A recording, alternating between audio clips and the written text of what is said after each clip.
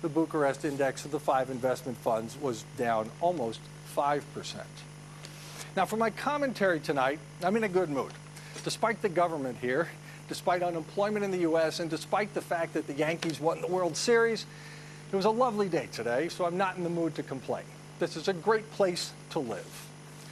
When I worked at a newspaper in Baltimore, we had a clerk who was a wonderfully strange man. Tony was his name. He was not well schooled, but he was intelligent. He was a large, gentle guy, about middle-aged, who lived with his mother and loved ships. One day, when I was training a new reporter there, Tony was drinking a cup of hot chocolate when suddenly, for no apparent reason, he spewed an entire mouthful of the drink out across the 3 news desks.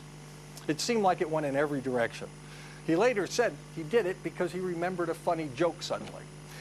That's not the interesting thing. What has stayed with me all these years is what the reporter told me later. She said the most remarkable thing to her was not that Tony had sprayed a mouthful of hot chocolate across the newsroom. No. What she noticed most was that none of the 20 or so reporters sitting nearby reacted. No one. They didn't even look up. Why? Well, because to us, that was, well, just Tony. Nothing he did surprised us.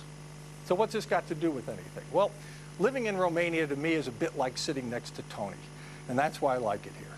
I could ask if you realize people park on the sidewalks or grow grapes and tomatoes and cherries and whatever in there that they can fit in their driveways, or they sell vegetables out of their car trunks, or cross themselves as they drive by churches.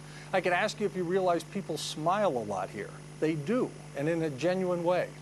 Or do you know that more people here than I've ever seen anywhere else stop and they will share a convrij, or sort of like a pretzel if I pronounce it right, or other food with maybe an old man or woman looking hungry in the streets. I could ask you if you've noticed that people are respectful while they wait in line. The line might not look like a line, but most people know and respect who was next. I could point out that every block there's another window where you can buy a fresh pastry. I could tell you the women are beautiful and the men are friendly. I could tell you that both legal and ethical transgressions are prevalent, and that there seems to be a gray market for everything. I could point out that there are horse-drawn carts everywhere outside the city. I could tell you all this and you would say, well, yes, so what?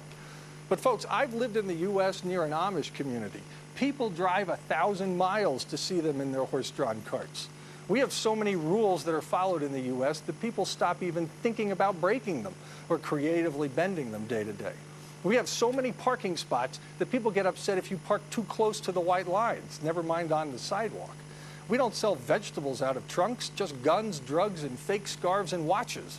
Our pastries come from factories and are bought in boxes. Now, I know none of this is surprising. It's just the typical expat kind of thinking. Too many people have told me that someday I'll stop liking all this and just start complaining. I don't think so. That only happens when you start forgetting what life is like elsewhere and how much there is here to enjoy and marvel at. And if I ever start forgetting, I hope somebody will remind me, because I think it's good to have someone point out every once in a while that there's a Tony in the office. And that's my commentary.